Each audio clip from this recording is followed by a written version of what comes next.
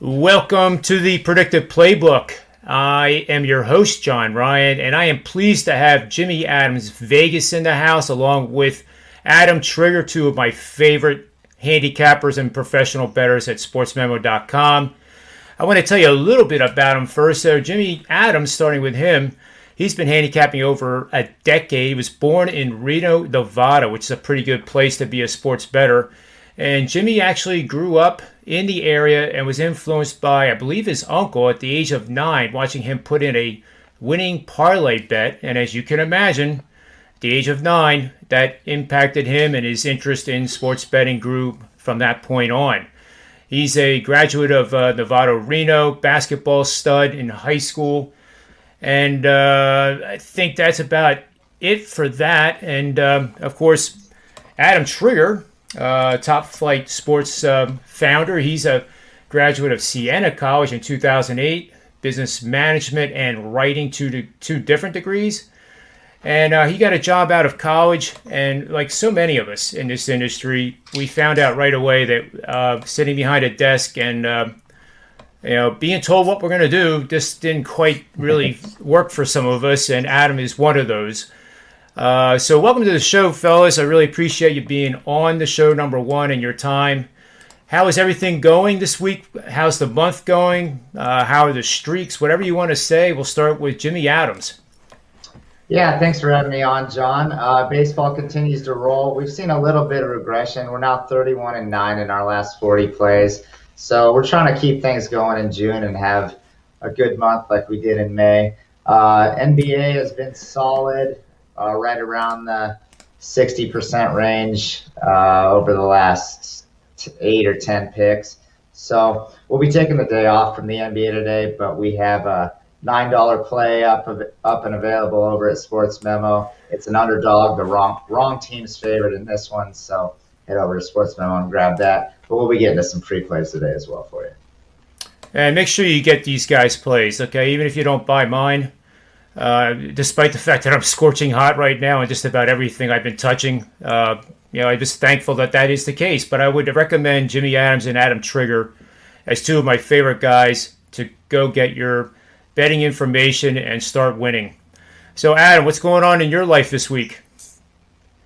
Well, I'll say first, John, I have a similar story to Jimmy, except mine occurred at Saratoga Racetrack as about a 6 or 7 year old.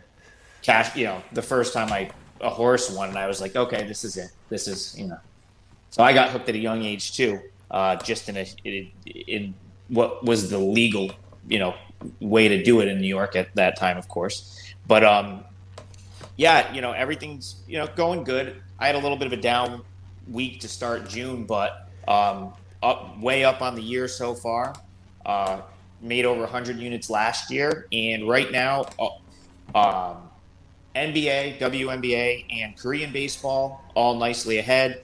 MLB, I got a little work to do, but I had a huge baseball season last year, and it's only June 8th. So we didn't even start baseball until the middle of July last year. So I hope to get a little bit of, bounce back there. And I always say this. I mean, this is kind of a pro tip, buying picks, in my opinion. And I'll say this all the time. I'm bad at selling myself, but I will. I feel good at it. I feel I'm pretty. I believe in this sort of quite a bit.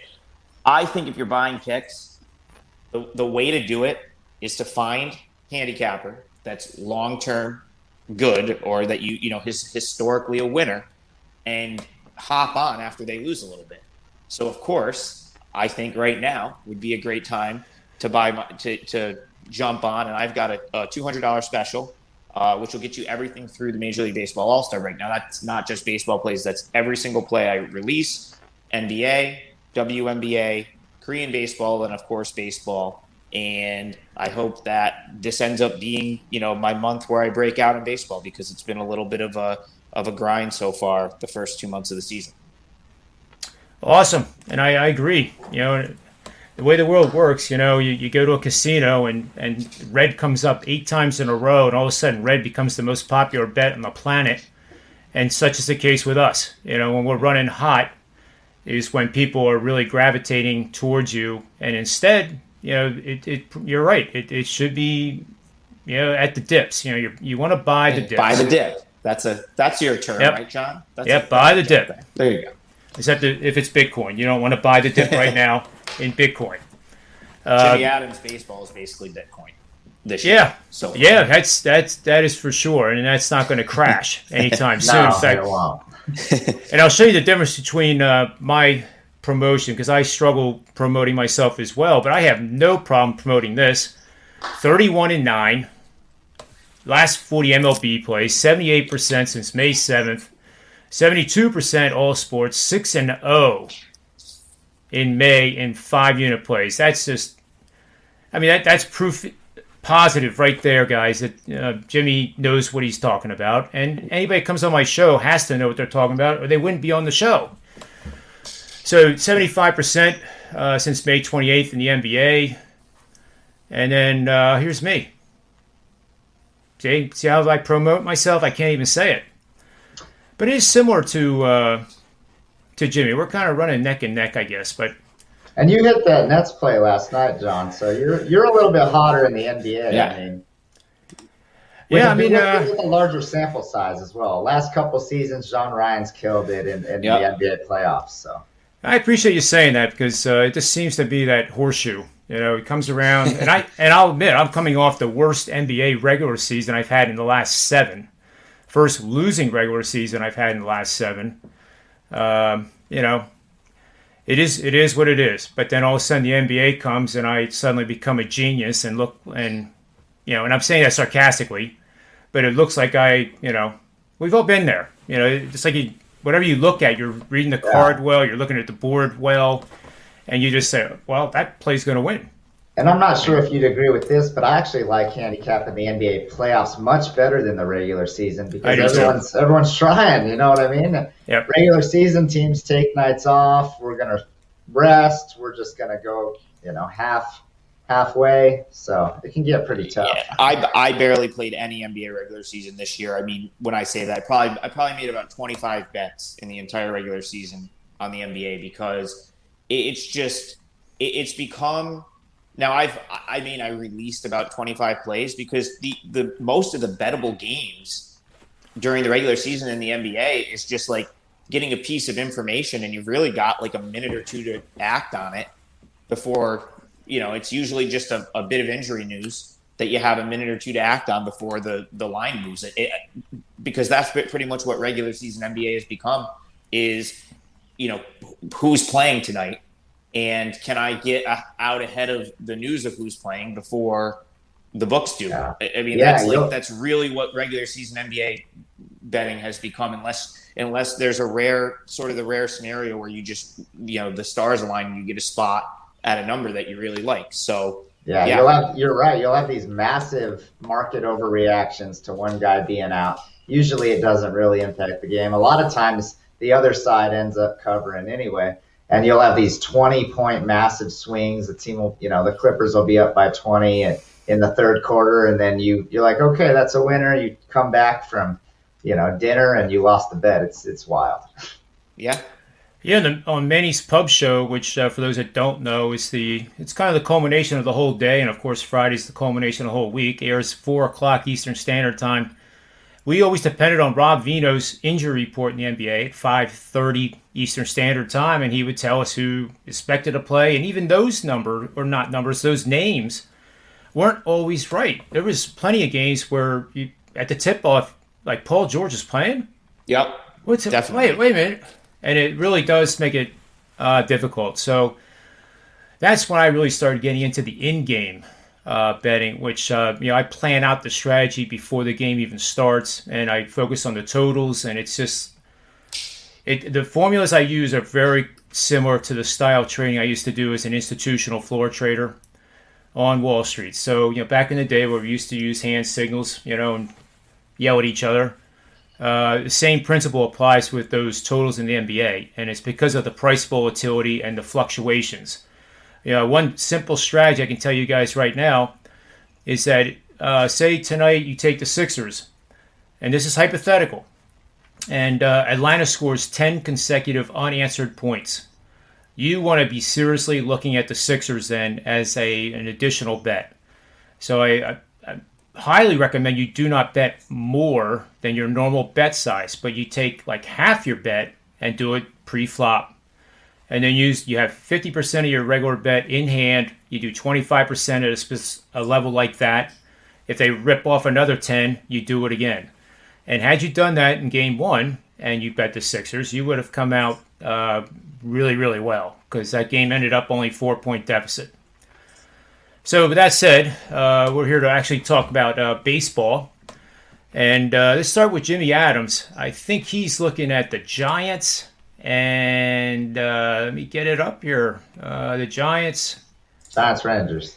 Rangers. They got it right here. 8:05 start. We're at Globe Life Field in Arlington, Texas, which is one of my favorite stadiums. We have Alex Wood on the hill for San Francisco, 5-3 record, 3.48 ERA against Jordan Lyles of the Texas Rangers, who's 2-4 with a lofty 5.75 ERA. Looks like San Fran's favored on the road here at minus 135-ish and a total of 8. So tell us, Jimmy, who should we be betting on in this game? Yeah, so this game was interesting because it opened around minus 145 on the overnight line. It immediately dipped as some people were looking for value. I'm not sure that there is value to be had on a team that's lost 11 of 12. So then the market opens this morning, and the line seems to have ticked up when I last checked approximately an hour ago. I gave it out to my clients at 129 and minus 129 and bet it at the same price. And I'm seeing mid 130s last time I checked. So I'm actually seeing over 140 now, Jimmy. Over 140, okay. Yeah, minus 140, minus 141 most places now. So they're coming back with steam on the Giants. Yeah, look, the Giants, I talk all the time about how in baseball we want to bet on teams that are winning and bet against teams that are losing, as opposed to other sports like the NBA or NFL where maybe we want to pick our spots for a bounce-back situation. Baseball, not the case. Very rarely do we want to go against a team in the midst of a losing streak. The Rangers are total fade material right now. You cannot back this team. They've lost 11 of 12. They came away with a one-run win against the Rays over the weekend. That's the only win they have in 12 games. They have Jordan Lyles on the mound, and he's not a guy that worth backing either. He's a 3-4 earned run guy pretty much every outing type thing. Now, so the reason Alex Wood was phenomenal all season long prior to his last two starts. He got lit up by the Angels. He got lit up by the Dodgers. So we're going to need him to settle down a bit and bounce back. But prior to those two starts, 2 runs, 1 run, 1 run, 2 runs, 2 runs, 1 run, 0 runs. So this is a guy that's very capable of going out there. He's been a workhorse for the Giants. He's been a huge reason for their success all season long. So we can have faith that the Giants, as a team playing better and with the better pitcher on the mound, can cash laying the chalk here today. Oh, I love the breakdown, Jimmy. Every time I listen to you guys do a breakdown, I want to run to the window now and bet it, and I'm not kidding. But I agree with you. I think San Fran is the right side here, and how can you trust a team that has won one game in the last 12? You said, yeah, that's horrible. That's you don't put good money on a bad team. No, and you're not even getting a good dog price backing them. So yep. So another team, we'll move over to Adam Trigger here, and I know this team, as we discussed on Manny's playbook yesterday, is big time struggling offensively. And my question to my guys yesterday was like, what is wrong with the Yankees? The Yankees are 2 games over 500. They got swept for the first time since 2011 by the Red Sox at home. I mean, how bad can that be? I mean, that's about it. I mean, you've got to be hitting bottom here. But the market hasn't really reacted yet to adjust for the fact that maybe the Yankees are just a 500 team. But I think what we're going to hear is that, growing in the next couple of days, maybe next week over time, that a lot of the smart guys are going to start saying that there's value in playing the Yankees. And I'm wondering if Adam thinks that this might be one of those situations. What do you think? So, yeah, John, I haven't made a bet in this game yet, but the only way I would play it is the Yankees, and I am definitely going to be one of those people looking to bet on the Yankees going forward. And I'll give you some reasons why. Okay.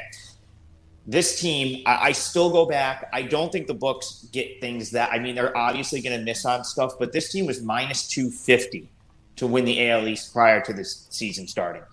And for as bad as, like, we've been sitting here talking about how bad the Yankees are, they're still 31-29. So, like, I mean, all things considered, I mean, for a team that's really played bad baseball, I mean, we broke it down on the Manny's Pub yesterday. Rob Vino cited the fact that they are one of the worst defensive teams in the league right now.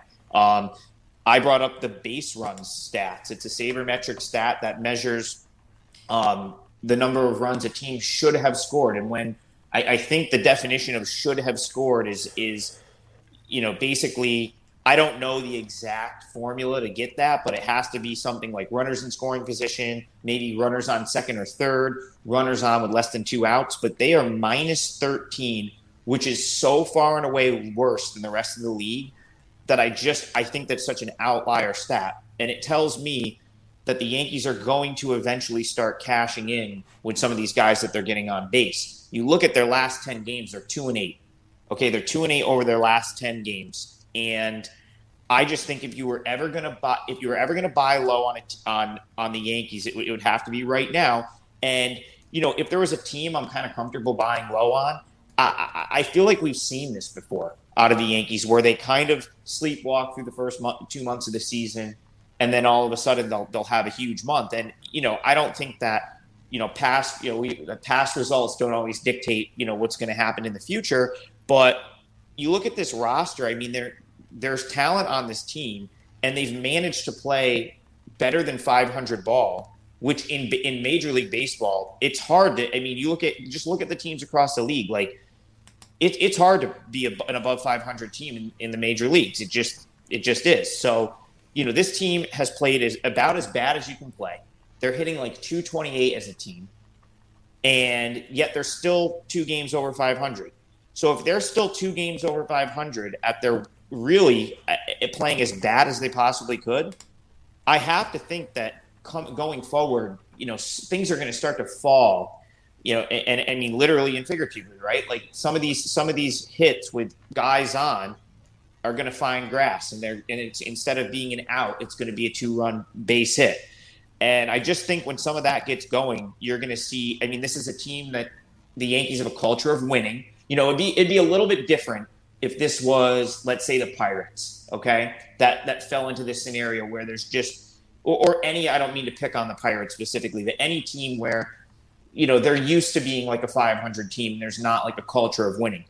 For the Yankees, they expect to win.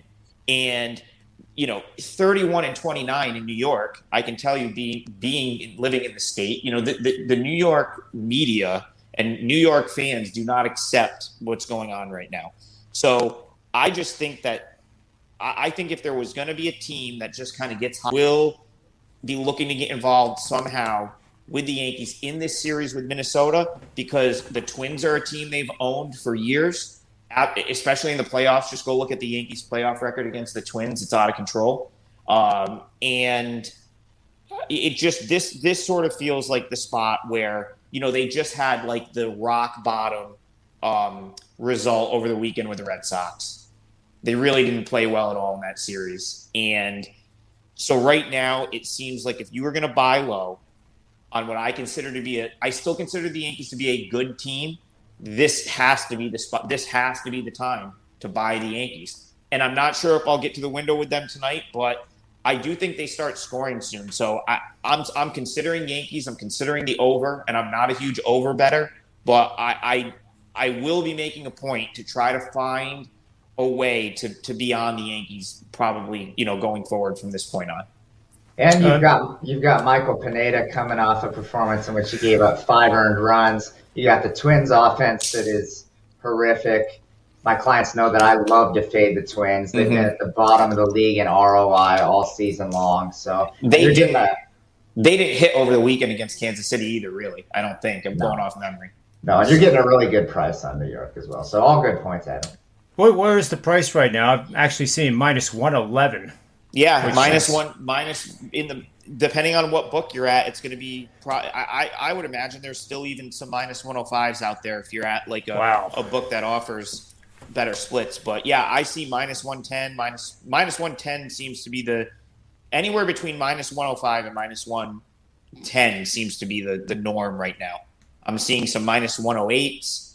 And like I said, it's I haven't locked anything in yet for today, but the Yankees are very high on my list of, what I'm considering here. And I do, if it doesn't happen tonight, let's put it this way. If it doesn't happen tonight, it's going to happen at some point. Like this team is going to get hot because that minus 13 base runs number it's such an outlier. I mean, if I look at, let me pull it up quick because I think it's important. Oh, there's no doubt. If you look at the rest of the league in this category, so this is going to be, let me just make sure I have the full, I'm not filtering it all here. Okay. So this is the entire league in the sabermetric statistic called base runs. And like I said, you could look up, like there's probably a better textbook definition of what they're measuring, but the high level view is it's basically measuring runs a team should have scored. The league leader in this category, bear with me for 1 second. The league leader in this category is actually the Colorado Rockies.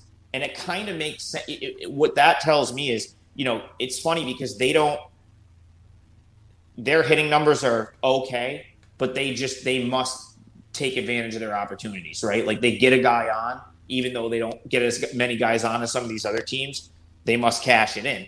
That on the other end, that's probably an outlier stat too. With the Rockies being a 10, that'll probably come back. The next teams in order make more sense with the Padres being up there. They're a pretty good offensive team. But if you look at the bottom, the Mets are minus 8.9. And the funny thing is the Mets hitting woes with like runners in scoring position, that's been like pretty well documented this year, I feel like. It's been well documented that the Mets, strand runners and are very wasteful, if you will, with guys on base. Yes. With all the injuries they've had in that lineup, they've been almost unbackable just because they may have a great pitcher on the mound. They have the best pitcher on the planet, but you don't know if they're going to score any runs. Yeah, definitely. But then you have the Yankees. So think about this. Then you have the Yankees, minus 13. So that's, in this metric, that's 4 points lower than the second worst team. Like that to me is just such a massive outlier that I don't see any way that goes any lower than that. It almost seems like it just seems like they're so far at the, like that almost doesn't seem like a realistic number. Actually, let's for the heck of it just pull up 2020 and see what the worst BSR was in 2020. Because we're actually starting to talk similar sample right now. How many games are we into the major league season? Probably 60? Yeah, okay. So let's look at 2020 and see what the worst BSR was in 2020. I have not looked at this yet. I bet it wasn't minus 13. That's just my guess. I would be surprised. And by the way, the Mets are last in run scores, but they have a positive run differential. Thanks to Jacob. It's funny. This is interesting. So in 2020, the Milwaukee Brewers BSR was minus 17.6. And here's the Mets again with minus 11, but no other team finished with a double-digit BSR. Not one other team. So it tells me that, and again, we're talking 60-game samples here, and I know we got to move on. I'm going to look at 2019 because I want to look at 162 games because I think the 60-game sample is playing into the fact that they're such an outlier. So if I go and look at this category in 2019, and this is all, make sure I've got it. Yeah, so 2019, it was, so the teams that were way down at the bottom were like some of the worst teams in the league that year. The Marlins, that was a year the Marlins were like almost probably at 100 loss team. They were, I want to say the 2019 Marlins were just god awful because it was, yeah, they had to be. The Mets were bad that year, and the Reds. These are all teams that had to be like way out, like miss the playoffs. I'm trying to think back 2 years, but the point here is, I don't think the Yankees profile as a team. I mean, those teams we're talking about with those negative BSR numbers all missed the playoffs by a mile that year. Reds, Mets, and Marlins from 2019. I'm pretty sure none of them were anywhere near the playoffs. So sounds like the Yankees better get a new manager. Yeah. So to me, it's a smaller sample, and I really think the Yankees are going to start to cash in on some of these opportunities and just hit in general. I mean, they're hitting 228 as a team. There's no way that lineup should be hitting 228 as a team. So, in my opinion, like they can only go up, in my opinion, right now. 2-8 in their last 10.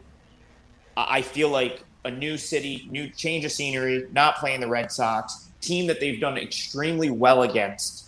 They've owned the Twins over the years. I mean, there's going to be a good spot to back them in this series. It does look cheap. I may end up. I'm like talking myself into it right now, but like I'll be looking at them tonight. But I'm looking for a spot in this series with the Twins, probably just to jump on the Yankees. I don't know if it'll be tonight or not. I'll let you know on the Manny's show though. Yeah, so tune into Manny's Pub. I'll probably know for sure by then. I was a bit myself yesterday. We were talking about this, and I talk about a new manager, and I think Tony Finn was talking about a new manager, and I said, well, that's easy. You go to Bull Durham, the movie, you hire that guy, and there's three fundamental things that the Yankees are not doing. They make a ton of errors. They lead the league in double plays by a mile. So, you throw the ball, you hit the ball, you catch the ball. Do you guys remember that scene? I love that scene. Bull Durham. It's a great movie. Oh, it's tremendous. That. Kevin Costner. But anyway, real fast, it wouldn't be a show if I didn't talk about the Sixers. So I'm just going to do this. I promise you it'll be 30 seconds. And this is our betting angle of the day. This will be seen on the Wager Talk NBA show later today. But you guys get to see it right now. So in this situation here, we have betting on home favorites in the playoffs. The home favorite lost at home as a favorite in their last game. Those teams are 32-24 or 57% last 10 seasons. Not a big deal, right? However, if that opponent, in this case Atlanta, is coming off back-to-back road wins as an underdog, looky what you get. 9-0-1. Bet the Sixers to bounce back, and that's it. We're not going to talk about Ben Simmons. We're not going to talk about Embiid. We're just going to talk about this angle of the day. And then later today at 4 o'clock, I'm sure I will be instigated to participate in a discussion about this game. I feel like I'm a defender of the 76ers, especially with the, I run these sentiment apps using some machine learning and Python code. I'm actually a certified Twitter developer, so I can go in the back and get a lot of meaningful analytics. So I go through well over 1,000 tweets using the team's hashtags. And at one point in the Wizards series with the Sixers, there had not been a worse negative sentiment than after Ben Simmons couldn't make free throws. And I said it on the show, I said it on Twitter, that this is the time to bet Ben Simmons for a triple-double. And he did, Game 5. So it's a contrarian thing. Your favorite team that you like in your hometown, your city, and the media is bashing it, and the coach should just resign. Think positive. Think positive about it. If you like betting, that's the time to do it. Everybody will think you're out of your mind, but when they do think you're out of your mind, you got to feel good about it. And I kid you not, those are the times that you get the best bang for the buck, so to speak. So I don't know if tonight will be another one, but I can tell you this. The price for Ben Simmons at a triple-double is the lowest of his career, plus 450. Wow. And again, with the negative sentiment running around Philly that he can't do this, he can't do that, and we all know it's not the case. That might be an interesting bet, but we'll talk about that later today at 4 o'clock on Manny's Pub. So last but not least, if you guys have any plugs and promotions you want to express to our viewers, this is the time to do it. We'll start with Jimmy Adams, and then we'll go to Adam Trigger, and that'll be it for the show. So the mic is yours, Jimmy. Yeah, okay. So if you're wondering, I don't have any NBA action today for a variety of reasons. So there will be 2 MLB plays. You got the free play on the Giants. There's also an underdog that I love today. This team should not be an underdog. They should absolutely be favored. So we have a wrong team favorite alert. The play's available at Sportsmemo for just $9. We're 31-9 in our last 40. We're 6-0 in our last 6 5-unit plays. So head over to Sportsmemo, get it for real cheap, and let's cash on this nice underdog tonight. That sounds great, Jimmy. How about you, Adam? Yeah, so as I touched on earlier, I have a special up at Sports Memo. It's $200 for every player released from now through the MLB All-Star break. So it's a little bit more than a month, and it gets you a discount on the monthly rate. So I think that's a great deal. I haven't posted a play yet for today. I definitely will. I'm still trying to sort of pare down exactly what I want to do. I will, however, give you my thought. So I talked about the Yankees, definitely something I'm considering. That's more of something I'm considering in general. I'll have to see if it plays today. I want to dig into it a little bit more, but that was really more of a general thought. One, if you want like a play that I'm pretty confident I will be releasing at some point, and definitely something I would play.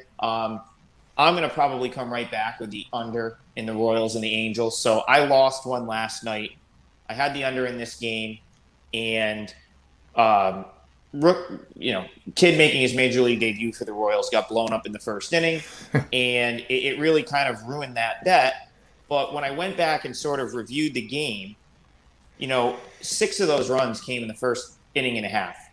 And the rest of the way sort of played out as I expected it to, where, both bullpens pitched pretty well. I mean, if you take out Irvin Santana came in and did a considerably good job in relief, which was probably unexpected. I doubt that he expected to be in the first inning of that game and go and end up throwing 80 pitches or whatever he threw. But I talked yesterday about I think the Royals bullpen, if you like to be ahead of the curve on stuff, I think that's really like what betting is all about, is trying to be ahead of the curve or ahead of you always want to be proactive, not reactive. And I think the Royals bullpen by next year, like this bullpen is going to be one of the best in the league as they mature and go forward, because you've got 3 guys down there that are all within their first or second year, pretty new to the bigs, Stallman, and then I think Barlow, and the other name is escaping me, but like these guys are going to be studs. And, if Greg Holland and Wade Davis, I think they both worked clean innings. I know Holland worked a clean outing last night. I mean, if some of these veterans can get back to even close to what they were, I think they could be really good this year. And the Royals bullpen metrics are actually, they're like fringing, they're like bordering on like top 10 right now in the league as it is. So I like this Royals bullpen. And today the Royals have a starter that is at least, I can pretty much guarantee is going to give us a better effort than yesterday's starter. So it's Chris Bubic is on the mound for the Royals tonight. He's actually had a really nice season so far. ERA is 2.12 entering play tonight, 1.26 whip.